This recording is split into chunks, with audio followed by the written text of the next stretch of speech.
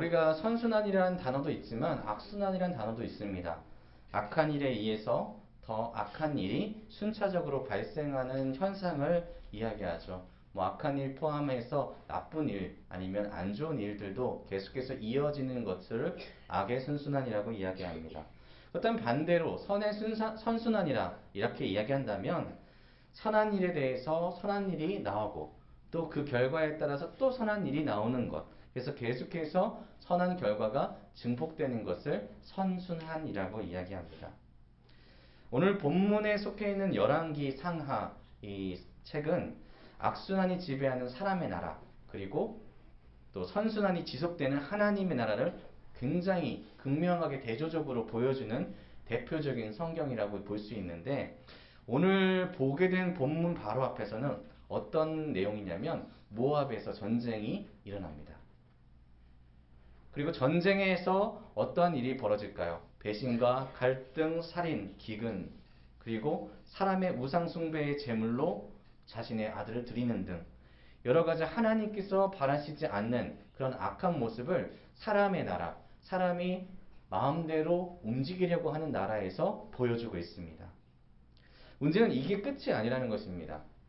이 사람의 나라는 계속해서 악한 행동이 반복된다는 것입니다. 반성하는 거 그런 거 없습니다. 그냥 계속해서 악한 행동들로 점차 아픔과 상처만 계속해서 벌어지고 있다는 것을 이야기합니다. 그런데 이 내용 다음에 어떤 내용이 나오냐면 4장부터 6장 초반까지는 하나님께서 택하셨던 선지자 한 명의 일화를 이야기해 줍니다. 하나님의 사람 엘리사. 예, 맞습니다. 엘리사죠. 엘리사를 중심으로 하나님 나라에서 일어난 일들, 그것들을 보여주면서 하나님의 나라가 인간의 나라, 사람의 나라와 얼만큼 다른 곳인지를 알려주고 있다는 것입니다. 하나님의 나라는 선한 일이 계속해서 이어져 나가고 있는데 이것을 다른 말로 하면 감사의 선순환이라고 이야기할 수 있습니다. 더 쉽게 얘기한다면 아이들이 이해할 수 있게 감사하는 일들이 계속해서 이어져 나가는 나라가 어느 나라냐? 하나님의 나라다라는 것을 이 엘리사의 행동들을 통해서 하나님의 나라를 표현하고 있다는 것입니다. 하나님과 함께하는 것, 그것이 하나님의 나라죠. 그러니까 하나님과 함께 하시는 여러분의 삶 가운데서는 하나님의 나라가 임하였고 하나님과 함께하는 자리에 여러분의 삶에는 감사가 마땅히 있어야 된다는 의미입니다. 사랑하는 성도 여러분, 여러분이 계신 곳이 하나님이 계신 곳, 그리고 그것이 감사할 수밖에 없는 감사의 자리가 되기를 주님의 이름으로 축복합니다. 자, 그렇다면 하나님 계신 곳에는 감사가 계속해서 이어진다고 말씀드렸습니다. 그럼 반대로 감사가 없는 곳에는 하나님께서 계시지 않는다는 이야기죠. 물론 무소부재 어느 곳에나 계신 분이시지만 하나님이 없다라고 표현하는 것은 우리 마음에 하나님을 받아들이지 않는 곳에는 감사가 끊기게 된다는 것을 이야기하는 겁니다. 우리의 감사의 고백이 끊어졌을 때에 우리는 어떠한 심령을 가지고 있느냐라는 것이 증명된다는 것입니다. 하나님과 동행하는 것이 아니라 하나님과 멀어진 삶을 살아가고 있을 때 우리 삶에 있어서 감사합니다라는 단어보다는 불평과 불만이 늘어나게 된다는 것이죠. 왜 감사하는 삶을 살아야 될까요? 하나님과 동행하기 때문에 라고 생각하면은 좀 약간 와닿지는 않죠. 감사에는 유익이 있기 때문입니다. 분명한 유익이 있습니다. 하나님께서 감사하는 사람을 너무나 사랑하셔서 이 감사하는 사람에게 부어주시는 유익이 놀랍기 때문에 우리 믿는 성도들은 늘 하나님 아버지 안에서 감사하는 삶을 살아야 된다는 것입니다. 그럼 감사의 유익은 무엇이 있을까요? 첫째로 감사는 선순환을 일으키는데 어떤 선순환이냐면 은혜의 흐름을 일으킵니다. 우리 4장 8절부터 10절을 한번 보시면 이런 내용이 나옵니다. 하루는 엘리사가 수넴에 이르렀더니 거기에 한 귀한 여인이 그를 간권하여 음식을 먹게 하였으므로 엘리사가 그곳을 지날 때마다 음식을 먹으러 그리로 들어갔더라.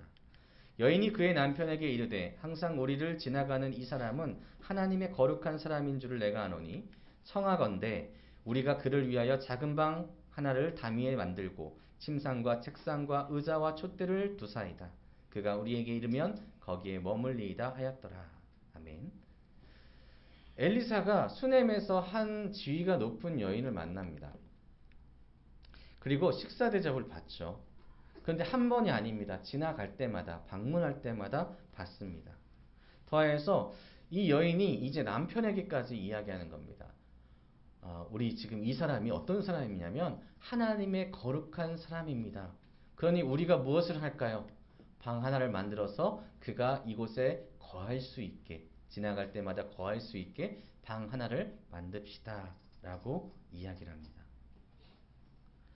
이 여인은 어떤 여인이라고 했습니까? 귀한 여인입니다. 그러니까 재물도 많고 지위도 높은 사람이죠. 근데 이 여인이 어떻게 이 선지자를 이렇게까지 섬길 수 있었을까요? 자신의 사회적 지위나 아니면 경제적 풍요가 당연해서 그것에 의해서 내가 저 사람의 삶에 조금 도움을 주겠다라는 그런 생각이었을까요? 그것이 아니라 이 사람은 내가 지금 지니고 있는 지위, 그리고 내가 지금 가지고 있는 모든 물질적 풍요가 하나님으로부터 온다라고 깨닫고 있었던 겁니다. 그러니 당연히 누구라고 불렀습니까? 하나님의 거룩한 사람.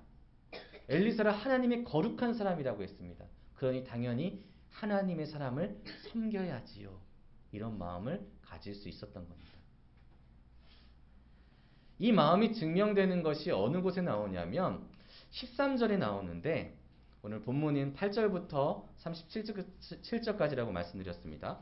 13절에 뭐라고 말하냐면은 엘리사가 자기 사원에게 이르되 너는 그에게 이르라 내가 이같이 우리를 위하여 세심한 배려를 하는도다. 내가 너를 위하여 무엇을 하랴? 왕에게나 사령관에게 무슨 구할 것이 있느냐 하니 이 여자가 이렇게 이야기합니다.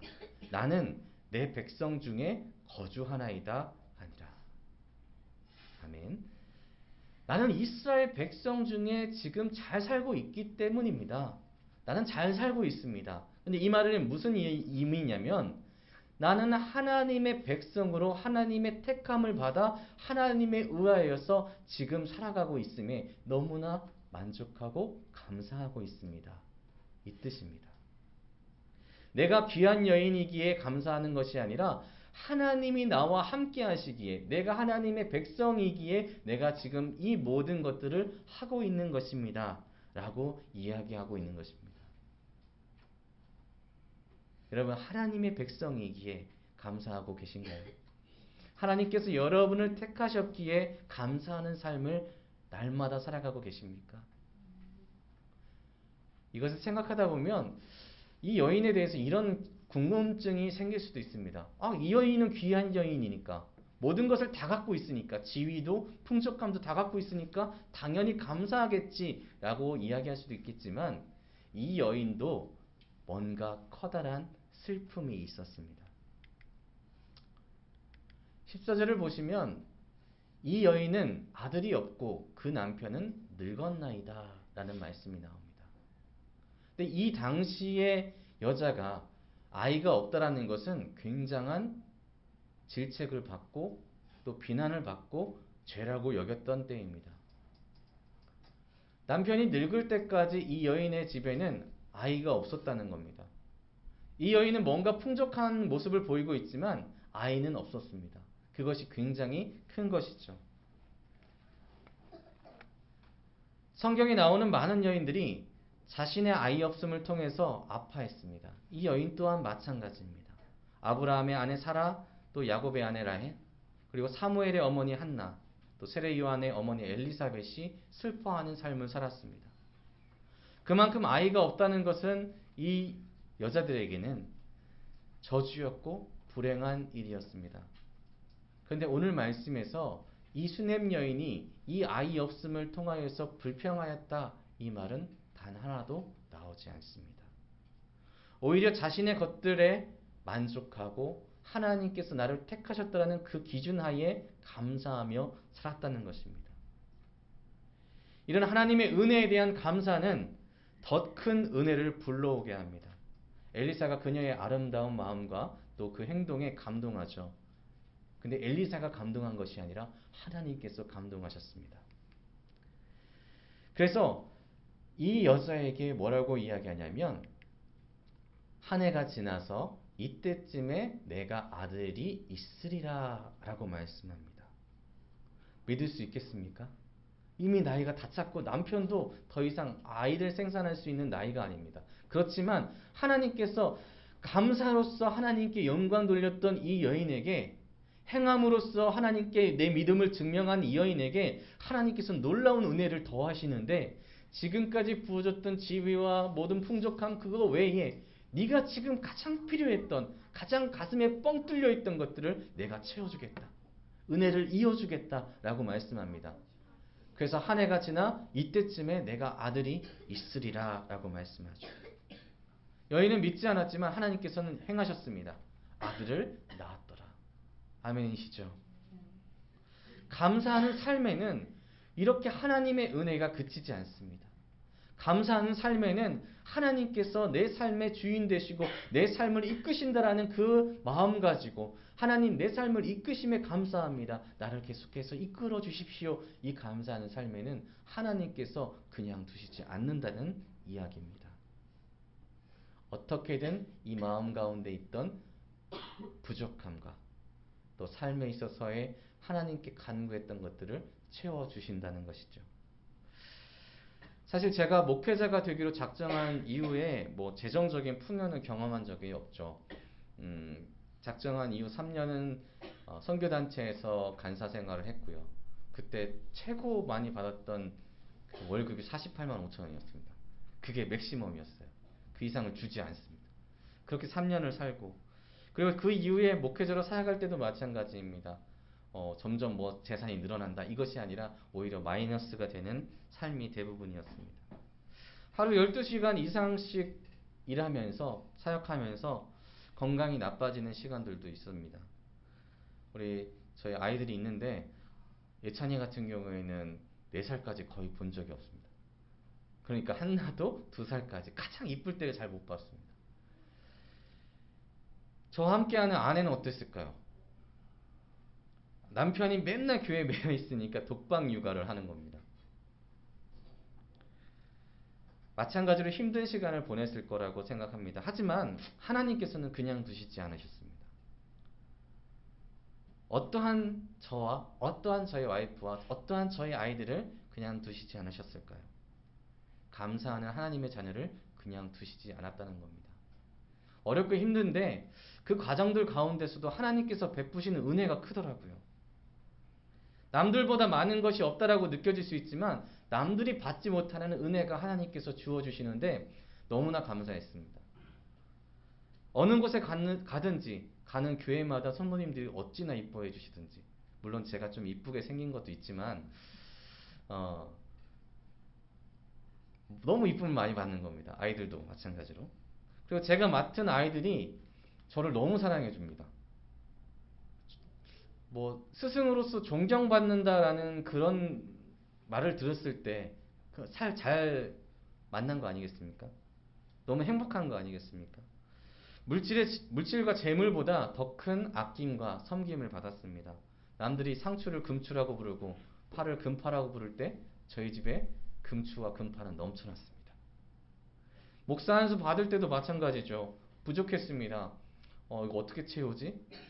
근데 오히려 더 넘칠 때까지 하나님께서 채워주시고 그리고 가장 중요한 것 개척을 하고 있는 이 순간에도 하나님께서는 놀랍게도 은혜로서 채워주시고 계십니다. 지금 이 순간 없는 것들에 불평하고 시기하는 것보다 하나님께서 주신 것에 감사하는 삶 이것이 진리임을 여러분 믿으시길 바랍니다. 누군가 저한테 얘기합니다. 요즘에 성도가 얼만큼 늘었어요? 생활비는 어떻게 하시나요? 애들은 어떻게 키워요? 어떻게 보면 세상 기준으로 봤을 땐 이것은 불평한 제목이죠. 너무나 이 불평불만 나 진짜 이거밖에 안 돼요. 나 요즘에 괴로워요. 너무나 힘들어요. 그렇게 얘기할 그런 기준이 되겠지만 하나님의 기준으로 보니까 이것이 감사의 조건이 되더랍니다. 성도요? 하나님께서 그분들을 맞이할 준비하시라고 저에게 시간을 주시는 것. 그것에 대해서 감사하고 있습니다.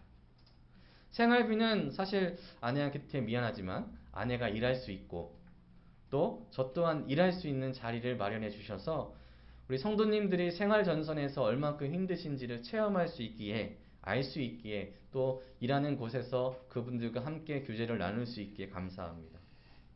조금 부족한 것은 하나님한테 구할 수도 있잖아요. 그러니까 더욱더 감사하죠. 저희 아이들한테는 더욱더 좋은 세상에서 제일 좋은 도우미가 계십니다. 하나님께서 키우고 계십니다. 감사할 일들이 이렇게 많은 겁니다. 남들이 봤을 때는 부족해 보이고 세상적 기준으로 봤을 때는 뭔가 없을 것 같아 보여도 저희 교회 보시면은 딱 보시면 점점 뭐가 채워져 나가고 있는 것을 느낍니다. 많은 분들이 저희를 위해서 기도해 주시고 또 많은 분들이 도와주시기 때문에 부족하다라고 생각을 하지 않습니다. 오히려 차근차근 준비가 되어지고 있구나. 하나님께 영광 돌리는 삶을 저와 우리 유충규 목사님이 하고 있습니다. 이게 감사에 의한 하나님의 은혜의 선순환 아니겠습니까? 여러분, 여러분의 삶 한번 돌아보시면은 여러분의 삶 가운데 하나님, 내가 주의 뜻 가운데서 주의 삶 가운데 주와 함께하는 삶 가운데 내가 감사함을 느꼈던 그 순간에 하나님께서 여러분에게 부어주셨던 은혜가 얼마나 큰지를 기억하실 수 있을 겁니다. 하나님과 동행하는 삶 가운데 하나님과 함께하는 순간 가운데 우리의 입술에서 감사하다는 말이 안 나올 수가 있을까요? 하나님이 나와 함께 하시고 내 삶을 주관하실 때에 우리의 심령 가운데 우리의 영혼은 하나님 아버지 안에서 기뻐 날뛰고 춤을 추고 노래하고 정말로 기쁨의 삶을 살아갈 수 있을 겁니다. 그런데 어떻게 감사하지 않을 수 있겠습니까? 금고에 가득 채워진 돈이 아닌 세상에서 말하는 흥함이 아닌 영화가 아닌 하나님께 의탁하고 의지하는 하나님께서 내 삶의 주인이 되는 그 놀라운 하나님의 은혜. 감사 아니면 느낄 수가 없습니다. 오늘 수냄 여인은 감사하는 삶을 살았습니다. 아픔까지도 감사하는 삶을 살았습니다. 그리고 그 여인에게는 하나님께서 놀랄 만큼의 은혜를 주셨습니다. 아들을 주셨죠. 성도 여러분, 하나님의 은혜에 감사하여 섬김을 실천하는 사람들이 사는 하나님의 나라에서는 날마다 이런 감사할 일들이 넘쳐나는 줄을 믿으시길 바랍니다. 세상에 속해서는 경쟁과 경쟁으로 이어지기 때문에 배신에 대한 두려움, 그리고 보복, 쟁투, 사륙이 일어나지만 하나님이 통치하시는 기뻐하시는 그 나라에 사는 우리 백성들은 하나님의 놀라운 은혜 가운데 감사하며 더 큰 은혜를 누리는 하나님의 은혜의 선순환이 이루어진다는 것. 여러분 감사하시죠? 아멘이시죠? 하나님의 은혜를 더욱더 느끼시길 바랍니다. 감사의 유익 두 번째는 감사는 우리를 평안으로 이끌어줍니다. 어떤 목사님이 계셨다고 합니다. 근데 이 목사님이 주일 예배마다 날씨 기도를 할 때에 날씨에 대해서 감사하다고 기도를 하셨답니다. 근데 겨울에 너무 한파가 심해지고 눈보라가 심해져서 사람들이 지나갈 수도 없는 그런 날씨가 됐습니다. 마침 주일이었는데 성도가 겨우 한 10명 정도 모인 겁니다. 성도님들이 이런 이야기 했답니다. 우리 목사님 오늘 감사 기도를 하나 보자. 과연 이 혹한기 이렇게 추운 날씨 때문에 성도가 교회를 못 오는데 어떻게 감사하다고 할까? 근데 이 목사님이 감사 기도를 했을까요? 날씨에 대해서. 그렇죠. 했으니까 제가 예를 들었겠죠. 감사 기도를 이렇게 했다고 합니다. 하나님 365일 중에서 하루 이틀만 이렇게 교회에 나오지 못하는 상황을 만들어 주심에 감사합니다. 나머지 시간 동안 교회에 잘 나오게 하시니 감사합니다. 이렇게 기도했다고 합니다. 우리가 느끼기에는 정말로 좋은 상황도 있겠지만 나쁜 상황도 있을 겁니다. 그렇지만 이것이 모든 것이 합력하여 선을 이루시는 하나님의 계획이라고 우리가 생각한다면, 깨닫게 된다면 모든 것은 감사할 일이기에 우리 마음 가운데 평안이 느껴진다는 것입니다. 사실 모든 사람이 고난을 당하고 살고 있죠. 모든 사람이 고난을 당합니다. 그래서 이 표를 한번 보시면 제가 좀 예를 들지만 홈스와 라해 박사가 스트레스 반응 순위와 정도를 이렇게 표현을 한 게 되게 유명했습니다. 근데 보시면 한 20개가 넘는데 제가 10개만 가져왔어요. 배우자의 죽음, 뭐 이혼, 배우자의 별거, 교도소 수감 생활, 가족의 죽음, 자신의 부상이나 병, 결혼, 해고, 별거 후 재결합, 퇴직, 은퇴, 뭐 이런 다양한 것들이 모든 것들이 스트레스로 우리한테 다가온다는 겁니다. 고통으로 다가온다는 것이죠. 그러면 이것은 무엇을 의미하냐면 우리가 사는 이 세상에서 우리가 고통을 떠나서는 살 수가 없다라는 것을 이야기합니다. 고난 없는 사람은 없습니다.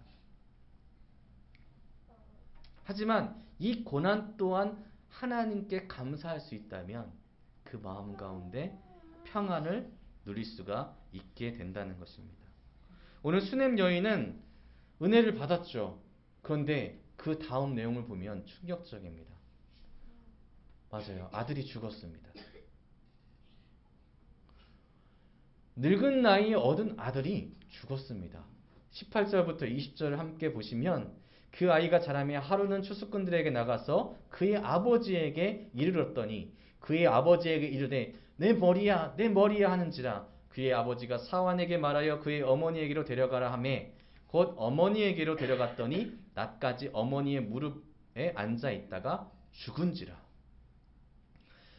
정말로 그 노년에 하나님의 은혜라고 생각해서 감격했던 그 아이가 자신의 품에서 죽었습니다. 이 여인의 고통이 어떻겠습니까? 평생 뚫려있던 가슴이 겨우 메꿔졌는데 다시금 죽음으로써 더 큰 상처가 난 겁니다. 어떤 모습을 보여야 정상일까요? 격렬하게 울고 울부짖는 하나님 나한테 왜 그러셨습니까? 원망하는 게 당연한 수순 같아 보이는데 이 수넴 여인이 정말로 놀라운 행동을 보입니다. 21절부터 23절을 보시면 그의 어머니가 올라가서 아들을 하나님의 사람의 침상에 두고 문을 닫고 나와 그 남편을 불러 이르되 청하건대 사환 한 명과 나귀 한 마리를 내게로 보내소서. 내가 하나님의 사람에게 달려갔다가 돌아오리라 하니 23절에 그 남편이 이르되 초하루도 아니고 안식일도 아니거늘 그대가 오늘 어찌하여 그에게 나가고자 합니까? 그러니까 초하루와 안식일 날에만 이 엘리사가 사람들을 만나주는 날이었습니다. 순회를 하면서 백성들의 소리를 들어야 했기에. 근데 그날도 아닌데 어떻게 왜 지금 가느냐 이것입니다. 근데 이 여인이 한 대답을 한번 보시면 여인이 이르되 평안을 비나이다 하니라. 히브리어 원문에는 딱 두 단어입니다. 아마르 샬롬. 말했다 평안이란 뜻입니다. 지금 가도 만날 수 없고 지금 어떠한 해결책도 없는데 왜 거기를 갑니까? 내가 평안을 그에게 빌기 위해서입니다. 아주 침착한 모습으로 평안이란 이야기를 하고 있는 것입니다. 왜 이 여인은 이토록 평안할 수 있었을까요? 아들이 죽었고 아들이 문제가 생겼습니다. 그런데 왜 이 여인은 이만큼 평안할 수 있었을까요? 그것은 28절에 나옵니다. 여인이 이르되 내가 내주께 아들을 구하더이까 나를 속이지 말라고 내가 말하지 아니하더이까 하니. 원망 같아 보이시죠? 하지만 이곳에는 아주 깊숙한 곳에 이 여인이 무엇을 이야기하고 있냐면 내가 내주께 아들을 구한 것도 아니지만 하나님께서 주셨습니다. 그러니까 이 아들은 내가 내 능력으로 태어나게 만든 아들이 아니라 하나님께서 주신 아들입니다. 하나님께서 내게 주신 것입니다. 그러니 마땅히 하나님께서도 데려가실 수도 있는 것이지요. 다만 엘리사에게 구하는 것은 이것입니다. 내게 평안을 주소서. 내게 평안을 주소서.